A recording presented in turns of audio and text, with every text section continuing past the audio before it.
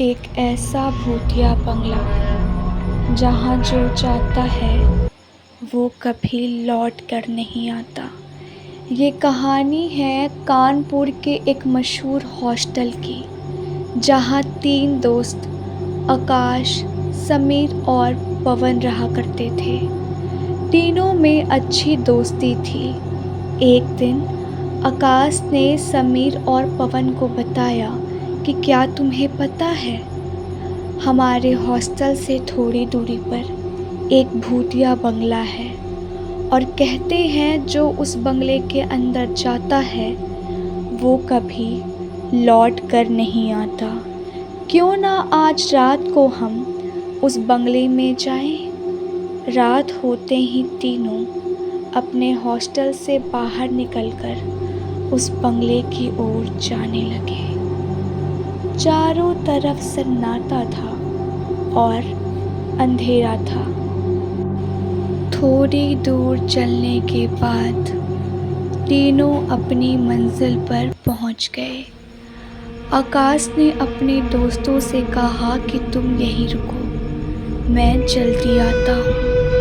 आकाश उस भूतिया बंगले के अंदर जाने लगा और बाहर उसके दोस्त उसका इंतज़ार कर रहे थे।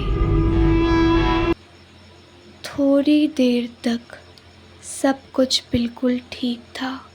आकाश उस भूतिया बंगले के अंदर गया और उसे बेहद अजीब सी आवाज़ें आने लगी।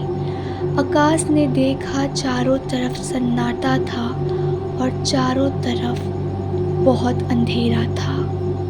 आकाश को काफ़ी अजीब महसूस हो रहा था। उसे बेहद डर लग रहा था। तभी आकाश को एक डरावनी परछाई दिखाई दी, जिसे देखकर आकाश बहुत ज़ोर से चिल्लाया और बाहर उसके दोस्त बहुत डर गए। थोड़ी देर बाद गांव के लोगों ने आकाश को बाहर निकाला। आकाश बेहोश था। तब गांव के लोगों ने उन्हें बताया कि तुम्हें इस भूतिया बंगले के अंदर नहीं जाना चाहिए था। हजारों साल से ये बंगला बंद पड़ा है। कई साल पहले की बात है, यहाँ एक औरत जलकर मर गई थी। जब वो औरत जल रही थी तब उसने गांव वालों से मदद मांगी, पर गांव के किसी भी आदमी ने उसकी मदद नहीं की।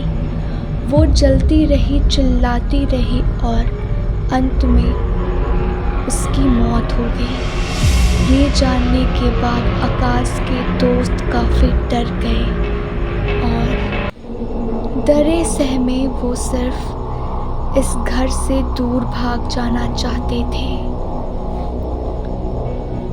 थोड़ी देर बाद गांव के लोगों ने मिलकर आकाश को हॉस्पिटल पहुंचाया।